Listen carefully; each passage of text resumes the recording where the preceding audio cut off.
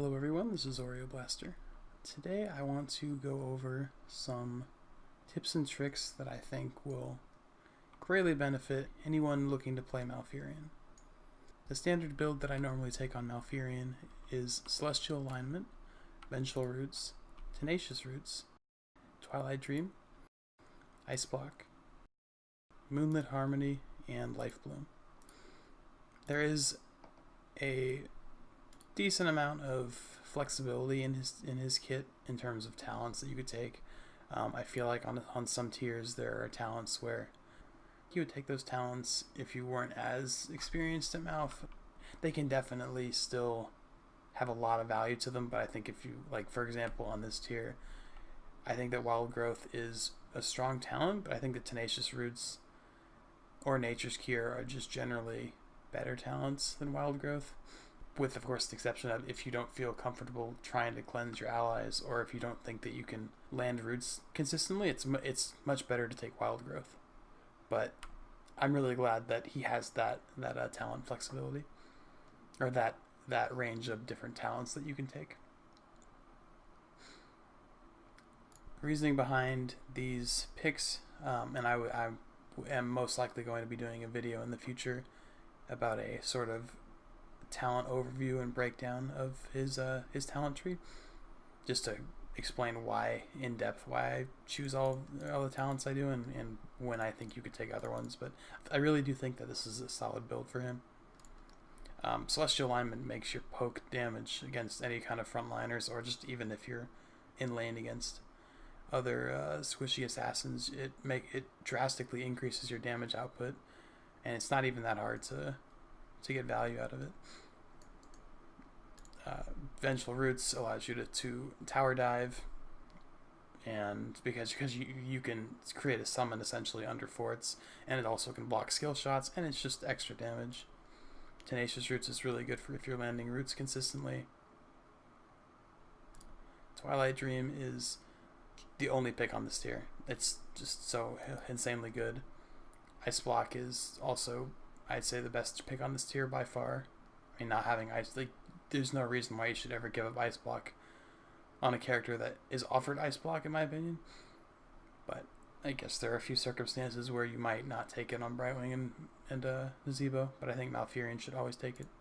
Moonlit Harmony increases your burst heal, which is really nice, and Lifebloom is more immediate healing, especially for low health tanks that are getting focused or almost dead. People don't expect that kind of burst healing from Malf. So the first really important tip that I want to emphasize, and I know this isn't as much of a tip and it's more of just a play style, you should always be auto-attacking his Malf. I know I said this in my Stukov video also, but you do so much poke damage, especially with Celestial Alignment. And I know I'm level 20 right now, so it is a bit exaggerated in terms of the damage I'm doing, but this is still a considerable amount of damage, especially coming from a support.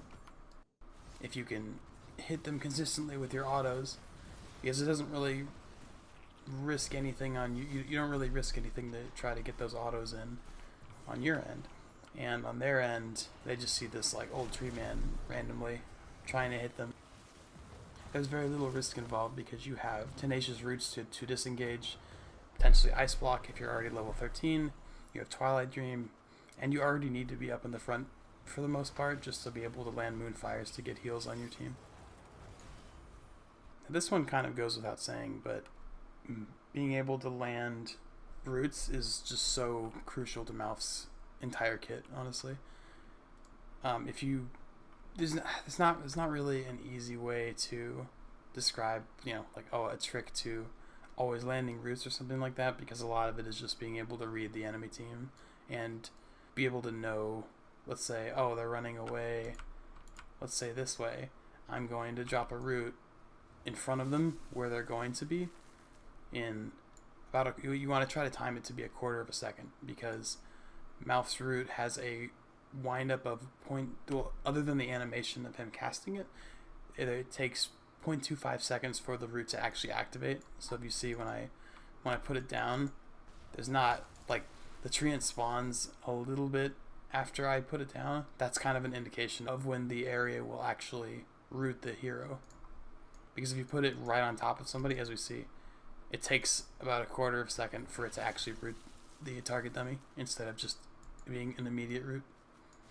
So instead of putting roots on top of your enemies, you want to try to place them. Let's say if this target dummy was running this way, you want to place it in front of them so they will walk straight right into the center of it and essentially be unable to dodge it unless they know you're going to put it down and react fast enough. For a lot of mobility skills, you can also put a root down in the way of where somebody would use their mobility to escape, sort of like a Genji. And if you have the root down, he can't dash through that root area. So it'll force them to have to take an alternate route or potentially put themselves in a bad situation against your team. Twilight Dream is Malf's potentially just the strongest thing in his entire kit. I shouldn't say potentially, it definitely is. It's fairly straightforward. You walk up to the enemy team, you press R, after 0.5 seconds you hit everyone in a radius around you and do a set amount of damage. And also silence them for 3 seconds, which is a pretty long time. So the most important thing to note is that, again, it's still level 20. This does 700, almost 800 damage at level 20. This is a substantial amount of damage, especially from an ult that feels like it should be mostly utility or CC. So don't ever be afraid to use it to kill off someone who is either going to escape or just you don't want them to be able to do anything at all. You just want to get them out of the fight really fast. You can totally use it to just delete somebody. Even if you're in a 1v1 essentially at level 10 or 11 and you see an opportunity for it, usually you'll want to root them and then walk up in Twilight Dream to make sure they can't do anything, or let's say if it's an ETC that he can't power slide onto you and interrupt you, because a lot of times your team winning or losing the fight is dependent on you actually landing your Twilight Dream. You don't have to do a spectacular one, but you need to make sure that you get it off in the fight, because if you get micro stunned out of it, that can be really bad, because then usually the fight will be over after the 10 seconds you have to wait to be able to use it again. Also, always keep in mind I would argue obscene range of Twilight Dream. I can be standing, should be able to stand right here, and I can still hit this target dummy over here from all the way, like this is really far. To be able to clip somebody with Twilight Dream like that on the very end of its range is just brutal. So keep that in mind when you're trying to position to land a Twilight Dream on either on one or more of the enemy team. You don't have to be anywhere near like melee range in order to get a good Twilight Dream off. You can just be relatively close by, and as long as you can get a feel for the range indicator or for the range of Twilight Dream, you can get some pretty insane hits with it. So I'd say as a general rule of thumb, you want to be using your Q, your W, and your D off cooldown, because they have such short cooldowns it doesn't really cost you much to be spending them. Moonfire is so little mana that you can just spam it all the time, assuming you have something to hit with it. Regrowth is super cheap, and you can just keep cycling regrowths on your teammates while you're in a fight or while you're prepping for a fight. And Enervate you want to just be using constantly anyways. Entangling Roots, because it is so expensive compared to Malf's other two talents, and also Twilight Dream is expensive as well. Because Entangling Roots is so expensive, you don't necessarily want to be using it off cooldown, but obviously if you see opportunities for roots, you want to go for those. So don't be afraid to use roots fairly liberally if you think you're going to be able to secure kills with it or harass the enemy team. In Twilight Dream, you actually do almost want to use it off cooldown, because fights tend to break out every 90 seconds or, give or take 20 seconds, I'd say.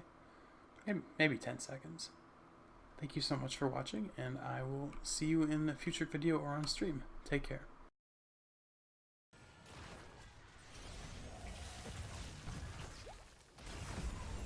Nope.